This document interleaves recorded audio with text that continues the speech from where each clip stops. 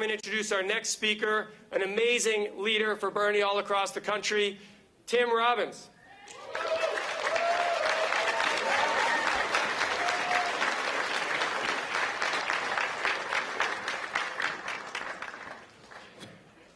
Hello, New Hampshire.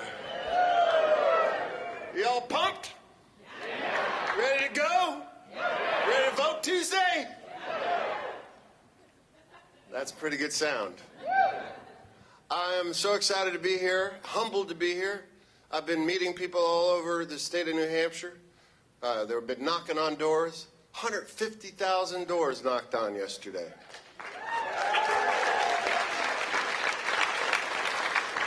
That's why I support Bernie Sanders for president, because he has got the broadest coalition of people, volunteers, ready to work, ready to knock on doors, ready to reach out to friends that don't vote, ready to motivate other people. Why? For self-interest? No, for others. When was the last time you had a candidate say that? When was the last time we had a candidate that stressed it's not about him, it's about us? And when we elect him, that's when the real work begins. That's when this room has got to fill up again in local town halls and local city halls, because it's not going to be easy. And we're going to need that collective support and energy of the people that are in this room and way beyond to get real change done in this country. I'm so inspired. Recently, I've been touring with this play called The New Colossus, and it tells the story of 12 immigrants, 12 refugees that came to this country at various times. 12 actors researching their own ancestors' stories and bringing them to the stage. Stories from 1864 to 2017. Stories like a freed slave having to flee the South in the Northern migration. Stories like people fleeing communism from Hungary in 1956. Stories like a man fleeing, his father fleeing Iran in the 1979 revolution there. Stories that unite us. What unites us? First, we're all immigrants. We're all immigrants. If you are not indigenous, you are an immigrant or a descendant of an immigrant. And what is that common story? The common story is we are descended from people that said no. No, I will not accept famine. No, I will not accept religious oppression. No, I will not accept communism. I will not accept fascism, Nazism. I will risk my life to leave that behind. My home, I will risk my life to leave. And they did it. Some didn't. That's not who we're from. Then they made this arduous journey and survived. Some didn't survive. Bless them. But we're not descended from them. And then most of them land with nothing and make a life for themselves and future generations. That's something fantastic, isn't it? That's the hero's journey. That's mythic. And we should be celebrating that instead of all this hateful rhetoric and division that is happening in this country right now. This is a common story we share. After the show, I ask people to share stories. And I ask people to raise their hands and ask how many people are immigrants. And some hands come up and they say what year they came. And then I ask sons and daughters of immigrants or refugees. More hands come up. Grandsons, granddaughters of immigrants or refugees. More hands come up. Before you know, the whole audience has had their hand up. And this is what we need to do right now. We need to find what unites us. What is the unifying feeling, emotion? What is the unifying thought, the unifying philosophy that we all share? And that's what, when we're knocking on these doors, we should have that in our hearts.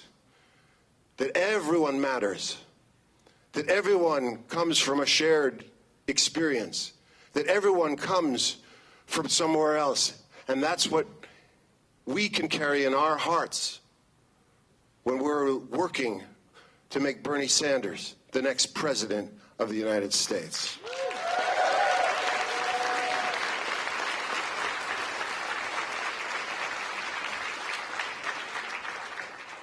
I'll share one story with you. This woman says, I want to tell you about my grandmother. 1908, 8 years old, sent on a ship by herself with a photograph of a relative that lives somewhere in New York City. No address, just a photograph. Somehow, this girl found her family, an 8-year-old girl. And that woman wouldn't be in our theater if it wasn't for the tenacity and strength and will of that 8-year-old girl. This story is happening right now. This story is happening all over the world right now. And this is something that we, in this room, can celebrate. It is my great honor and privilege to introduce to you the next President of the United States, Bernie Sanders.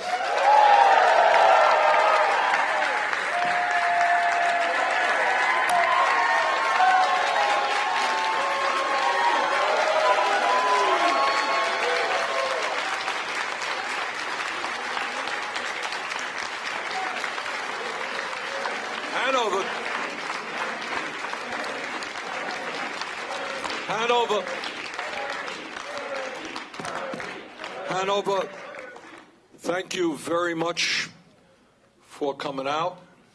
And before we go further, let me introduce my family who have come all the way from across the Connecticut River. All right, here's a woman who will make a great First Lady, my wife Jane. My daughter Karina. My son Dave. My grandson Cole. And my granddaughter Tessie.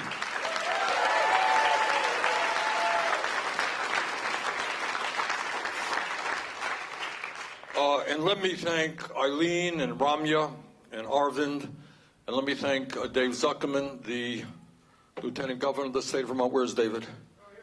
Okay. David and I have worked together for a very long time, and he's doing a great job as Lieutenant Governor across the river. Let me thank Tim Robbins. You know, what Tim does, and other celebrities do as well. You know, they can just make movies and make a whole lot of money, and they do.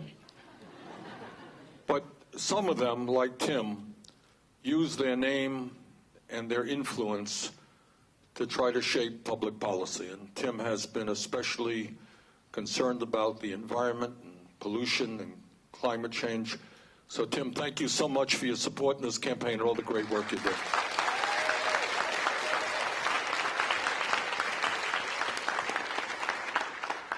Let me begin by telling you that our campaign is off to a very strong start.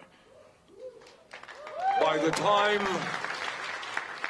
time they finally counted the votes in Iowa, we won the popular vote by 6,000 votes, not bad.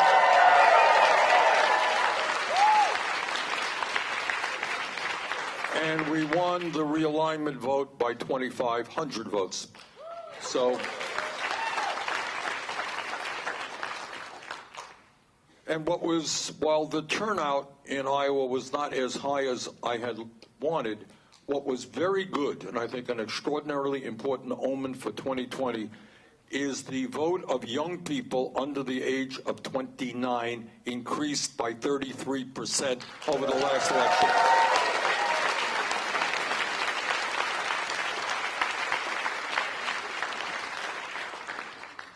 What our campaign is about are two fundamental issues. Number one, it goes without saying that it is absolutely imperative that we defeat the most dangerous president in the modern history of this country.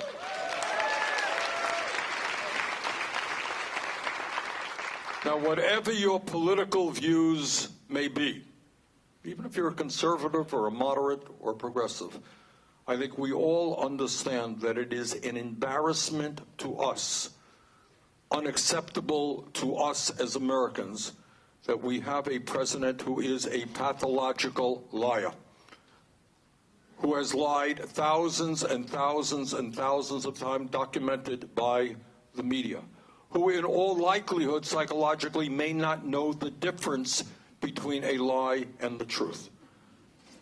That we have a president who is running a corrupt administration, and what a sad day for this country, that when we have 53 Republicans in the Senate, there was only one person of conscience who had the guts to vote to impeach this lying president.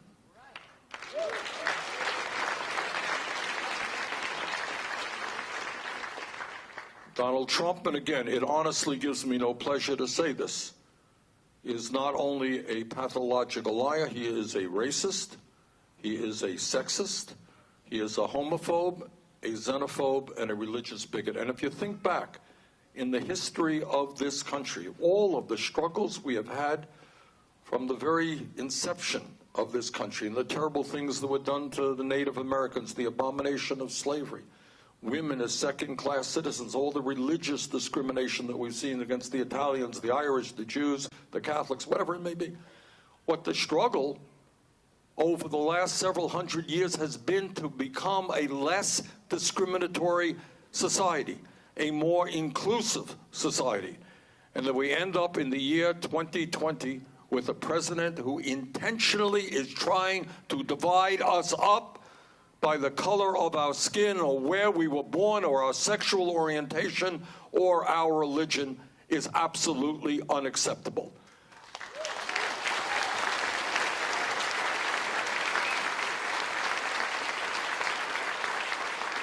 So in fact, what our campaign is about and what our administration will be about is exactly the opposite of what Trump is trying to do. He's trying to divide us up. We are going to bring our people together, black and white and Latino, Native American, Asian American, gay and straight, around an agenda that works for all of us, not just the 1%.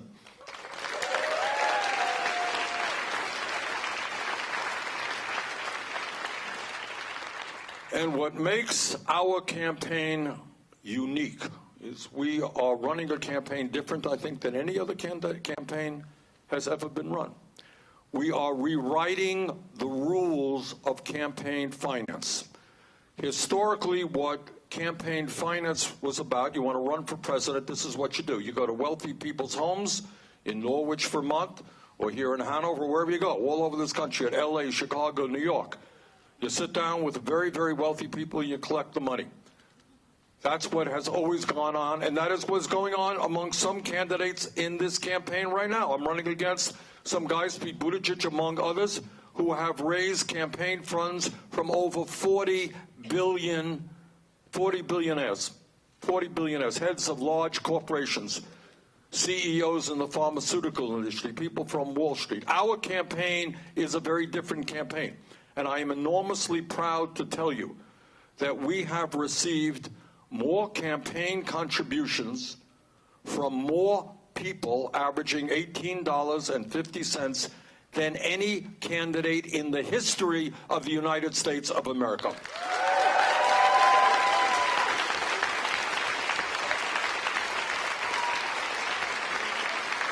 Now, why is that important? Why is that important? And the answer is, all of you know it. I was on a TV show this morning and somebody said, the moderator said, well, do you really think that it matters where campaign contributions come from? And the answer is, obviously, it does. And if you think that people are going to get money from CEOs of drug companies and going to tackle the greed and corruption of the pharmaceutical industry, you're mistaken. If you think people are going to get money from financiers in the fossil fuel industry, and they're going to be prepared to take them on and transform our energy system away from fossil fuel to energy efficiency and sustainable energy, you'd be wrong. So it does matter where money comes from. And I am enormously proud that the major profession who's funding our campaign are teachers. That we have workers. We have workers at Amazon who are making 15, 16 bucks an hour. They are funding our campaign. Workers at Walmart who have very little money who are helping to fund our campaign. So without being too rhetorical, our campaign is a campaign of the working families of this country. It is for the working families. It is by the working families. And that is what our administration will be about.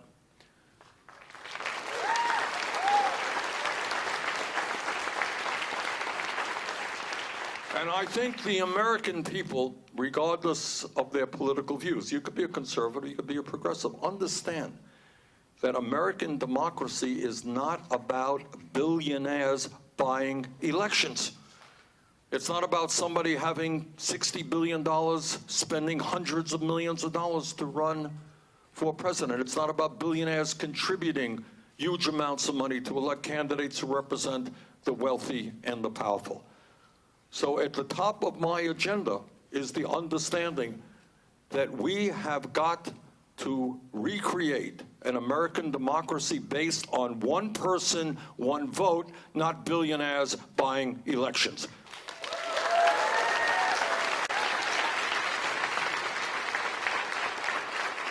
And that means, among many other things, overturning this disastrous Citizens United Supreme Court decisions.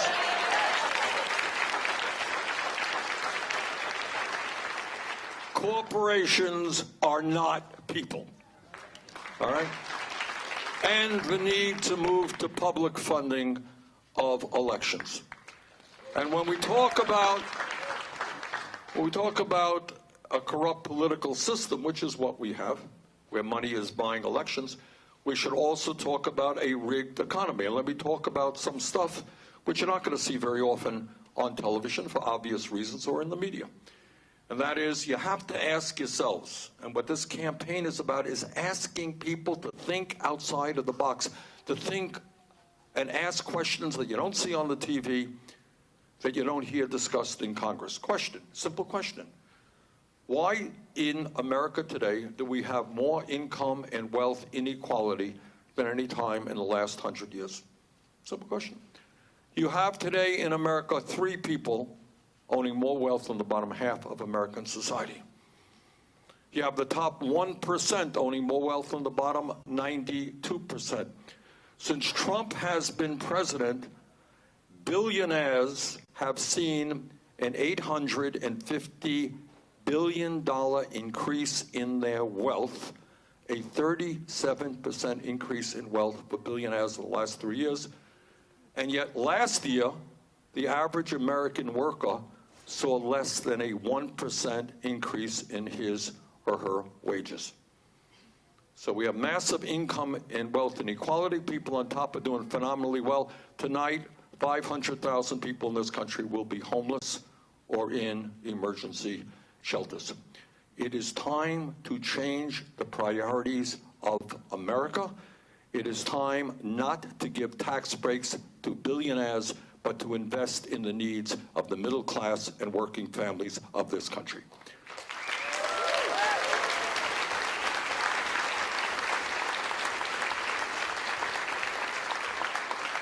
So what does that mean? What does it mean? I mean, it's really not that hard.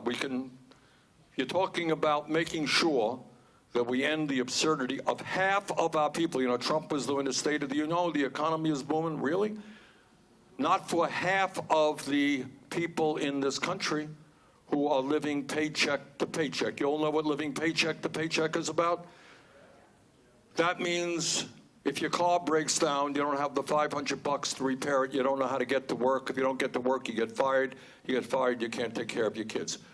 Living paycheck to paycheck means if you or your husband or your wife or your kid get sick and you don't have any health insurance, you don't know what to do because you cannot afford to go to the doctor's office. That's called living paycheck to paycheck. Half of our people are in that position. So what do? For a start, we say that in America, anybody who works 40 hours a week will not live in poverty. We're going to raise the minimum wage to $15 an hour.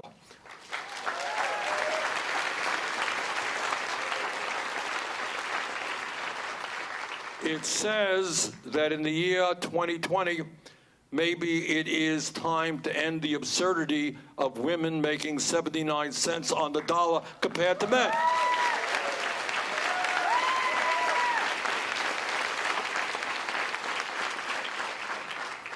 It is also saying that we have got to make it easier for workers to join unions, not harder.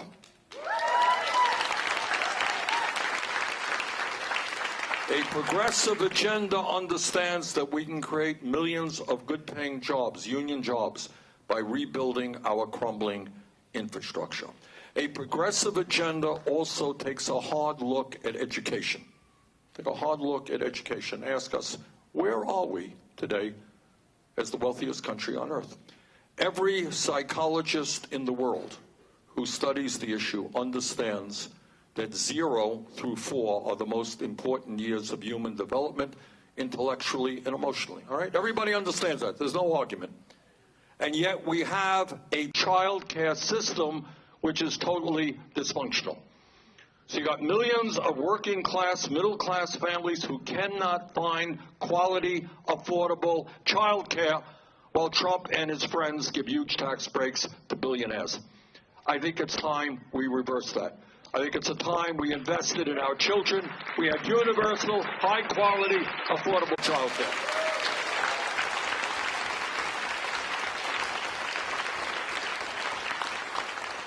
And when we start dealing with the values in America, I think it's time to recognize that if we love our kids and we understand the importance of education, we have got to appreciate the importance of educators. Teachers.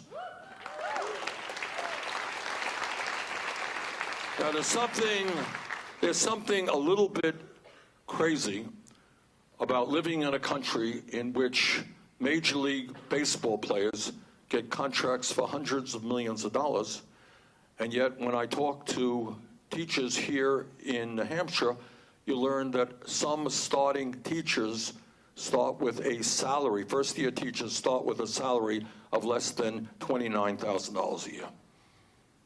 I mean, what does that say about our values?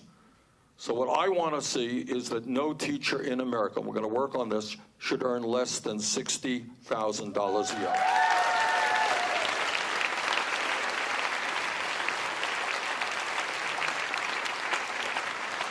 Because the truth is, there are very few jobs that are more important than teachers. And we have to respect educators, and we have to respect education. And when we do that also, again, not a radical idea, is to say that everybody in America who has the ability and the desire should be able to get a higher education, college or trade school, regardless of the income of his or her family. That is not a radical proposition.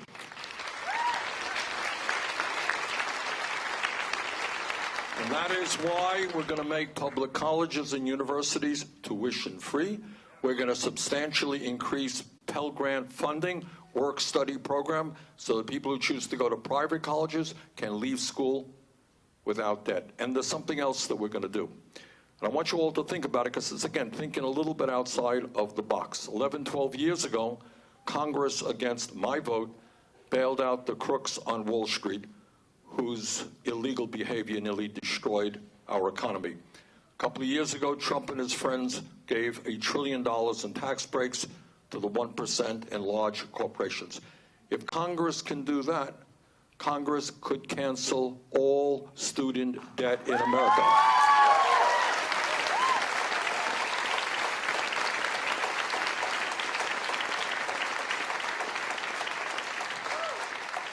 Four years ago, when I ran for president, I came to New Hampshire. I talked about something that the political establishment, the corporate establishment, the media establishment thought was very, very radical idea. I said then, and I say now, that health care is a human right.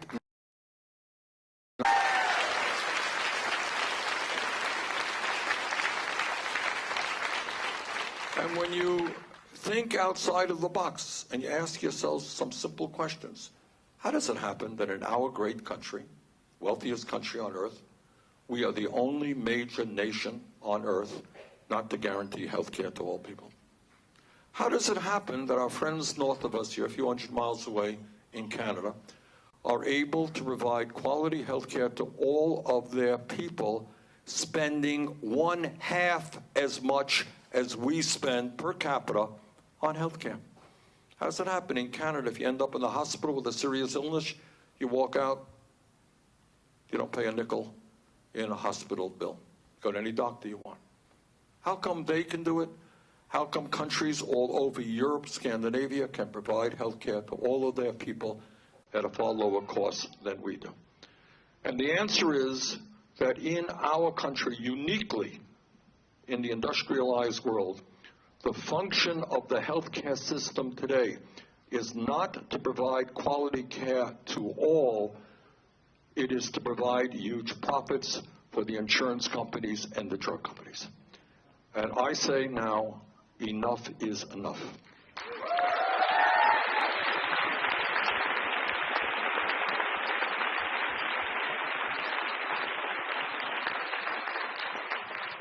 And that is why we, in the first week of my administration, will introduce a Medicare for All single-payer program.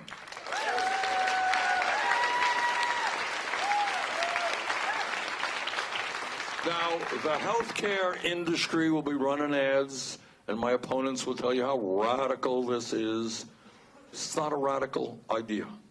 Right now, the most popular health insurance program in America is Medicare. That's what it is. Medicare is not a perfect program, but it is of enormous consequence for people 65 or older. So this is what our proposal is about. For a start, Medicare is a good program, but we have to strengthen it.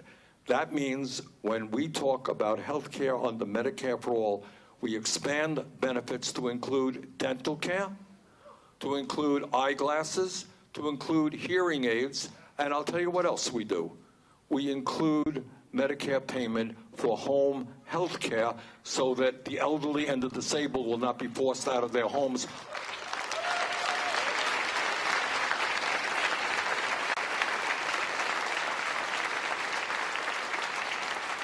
So we expand Medicare, and in year one, we lower, it's a 4-year transition program. Year one, we go from 65 eligibility down to 55. Year two, 45. Year three, 35. Year four, everybody is in. What Medicare for All means, not again a radical idea, it's what exists in Canada, exists all over. It means no more premiums for workers or their employers. Gone. No more co-payments, so that if you go to the doctor, you have to worry about coming up with that $50 or the $100. Gone. We end the absurdity of the concept of deductibles. If you think about it, how crazy is the idea of deductibles? You're paying a fortune for health insurance, and you can't go to the doctor until you pay the first $5,000 out of your own pocket or the first $10,000. We get rid of deductibles. We get rid of out-of-pocket expenses. And because we are going to take on the greed and corruption of the pharmaceutical industry, who in many cases are charging us 5 or 10 times more for the same exact prescription drugs as they charge Canadians or Europeans. We're going to lower prescription drug cost in America, and nobody in this country will have to pay more than $200 a year for prescription drugs.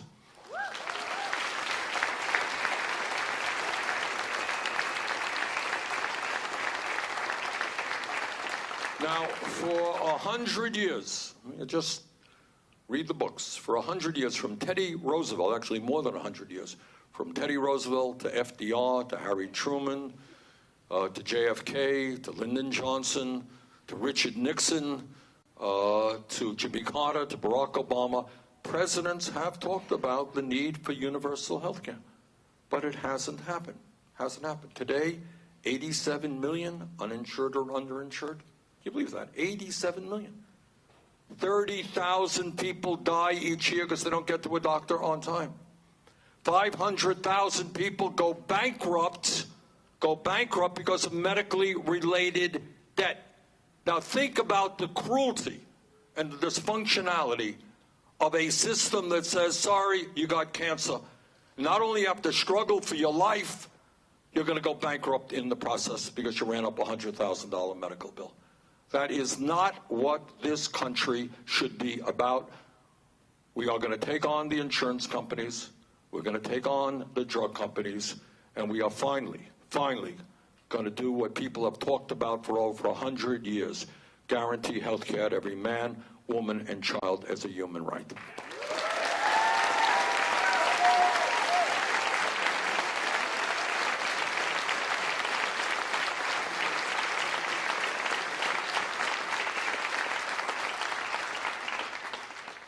Now, I don't want to waste a whole lot of time talking about Donald Trump.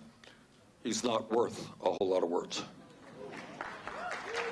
But in one respect, what Trump is doing is not only hurting the American people, he is hurting the entire planet. The scientists now have told us for many, many years what all of you understand, that of course climate change is real. Climate change is caused by human activity and carbon emissions. Climate change is already doing devastating harm to our country and the planet. And yet we have a president who continues to believe that climate change is a hoax or it's not real. And this is a terrible disservice to our kids and future generations. And what the scientists are now telling us in the last year or two, which is really scary stuff, is that they have underestimated the speed and severity in which climate change is wreaking havoc on our country and the world. They have underestimated the speed in which the polar ice caps are melting, the speed in which the oceans are warming, and the sea levels all over the world are going up. They have underestimated the significance and degree of drought. And all you got to do is turn on your TV today and look at the horror of what is going on in Australia. Remember what went on in California and understand that if we don't get our act together, what you're seeing in Australia, what you saw in California, what you're seeing on the west coast of America will become commonplace. More and more deadly fires. More and more inability of farmers to grow the food that we need because of a shorter growing season. More extreme weather disturbances. A couple of months ago, Venice, Italy, one of the most beautiful cities in the world, underwater. Houston, Texas, underwater because of torrential rainfalls. Expect more of that. Expect more disease because bacteria thrive in warm weather. United Nations tells us to expect by the end of the century hundreds of millions of climate refugees. People no longer able to stay in their communities, no drinking water, no land to grow their crops. That is the reality that Trump and the fossil fuel industry refuse to address. So my view is, and on this one, we don't have an option. We are fighting for the future of this planet, for my kids, grandchildren, and future generations. And that is, we have got to tell the fossil fuel industry that their short-term profits are not more important than the future of this planet.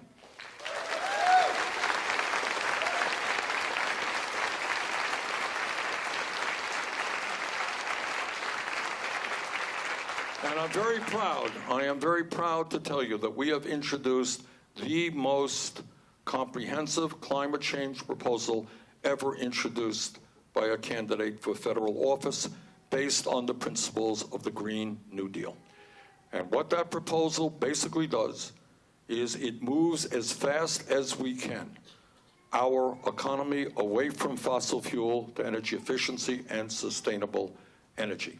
And the problem here is complicated by the fact that this is not just an American issue. Healthcare is an American issue. Education, American issue. We can deal with those internally. Climate change is a global issue. We can do all the right things tomorrow. If the rest of the world is not, we remain in very bad shape.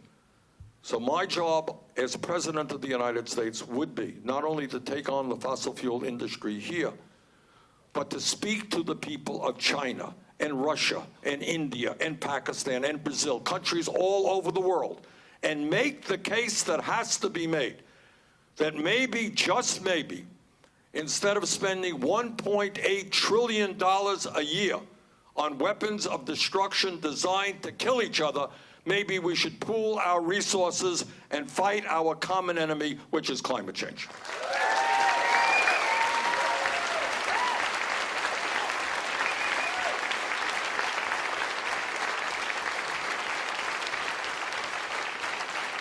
And when we talk about issues that cannot continue to be ignored, we have got to recognize and acknowledge that we have a broken and racist criminal justice system, that we have more people in jail here in the United States than China does, 4 times our size, and the people in jail are disproportionately African American, Latino, and Native American. So what our administration will be about is investing in young people, in jobs and education, so the kids are prepared to make it in society. Jobs and education, not more jails and more incarceration.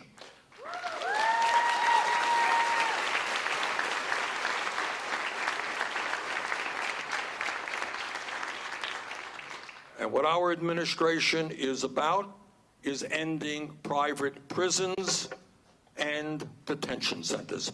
Corporations should not make money by locking up Americans.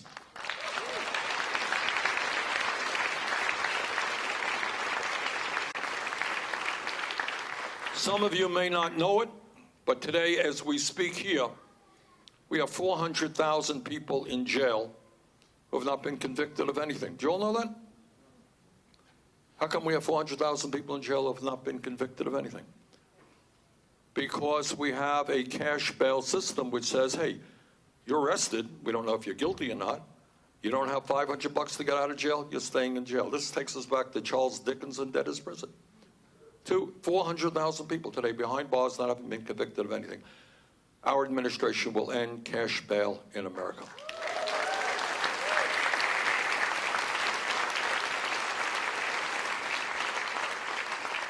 And the other issue, long overdue, that we have to deal with, and I'm proud of the progress we made. 4 years ago I talked about it.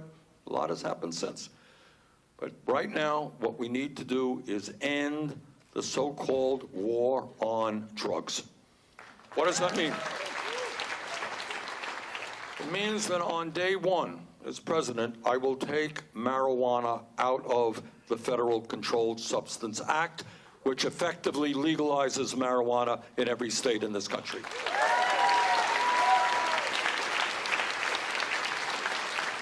I mean, right now, under the Controlled Substance Act, marijuana is at the same level as heroin. Now, we can argue about the pluses and minuses of marijuana, but very few people think that marijuana is equivalent to a killer drug like heroin. What we will also do is expunge the records of those arrested for possession of marijuana.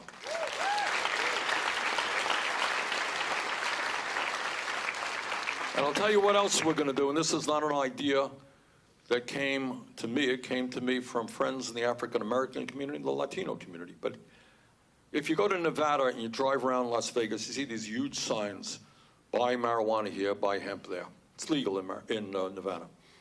And you begin to think, okay, we're going to legalize marijuana in the country, and that will happen. Sooner or later, we'll make it happen sooner. Who's going to profit out of the legalization of marijuana? And everything being equal, it'll be a few large corporations. Well, that's not what I want to see. And I'll tell you why I don't want to see it. Because the people who have paid the price terribly in terms of a lot of destroyed lives of the African American community, Latino community, and Native Americans, by the way. African Americans are, the African American community and the white community do marijuana at about the same rates. African Americans are arrested 4 times more. So what we have built in is a proposal to provide financial aid, the African American community, the Latino community, and the Native American community to help them start businesses to legally sell marijuana.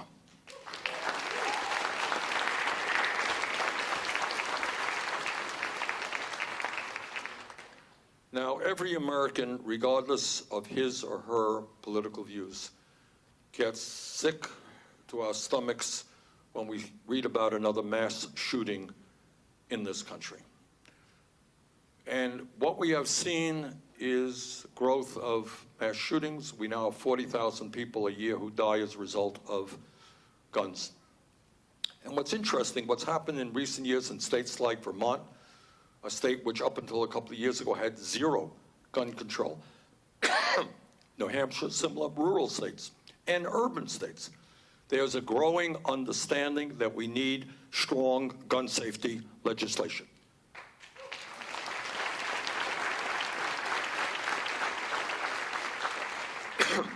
That is what the American people want. That is what the American people overwhelmingly want. There are disagreements between gun owners and non-gun owners, between rural states like in New Hampshire and Vermont, urban areas, New York City, LA. There are differences, but the American people want strong gun safety legislation. Why don't we have it? And the answer is the NRA. That's about it, nothing more complicated. The National Rifle Association has intimidated this president and the Republican leadership so that we are not in Congress doing what the American people want. So let me be very clear. I will not be intimidated by the NRA.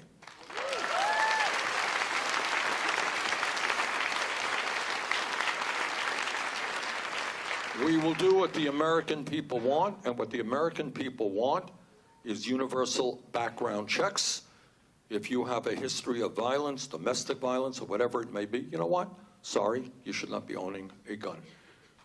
We are going to eliminate and end the gun show loophole, the straw man provision, and we are also going to do what the American people increasingly want, something that I've supported for decades. That is, end the sale and distribution of assault weapons in this country.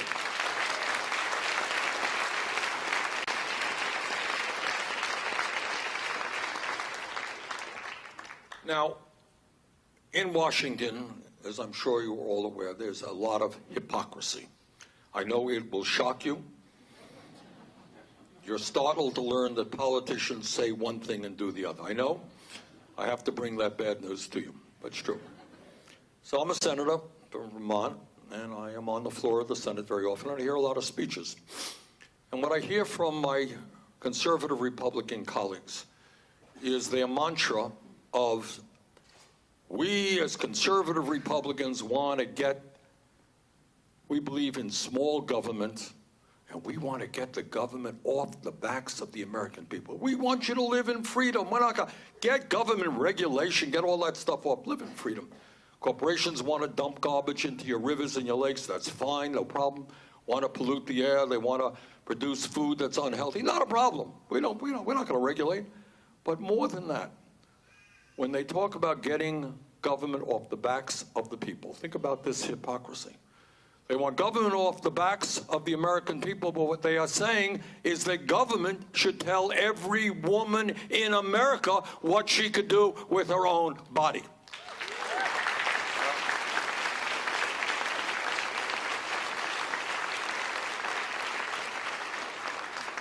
So my view is just a little bit different. I believe that it is women in this country who should control and must control their own bodies, not politicians at the local, state, or federal level.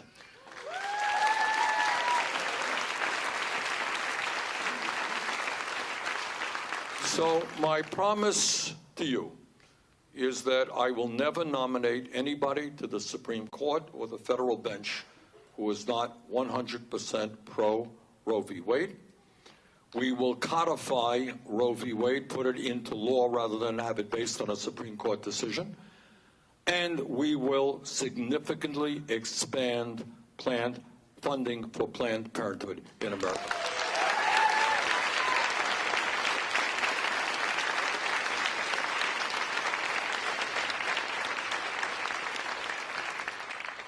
So, on Tuesday, New Hampshire holds the first primary in the country in the most consequential election in modern American history and maybe the entire history of this country.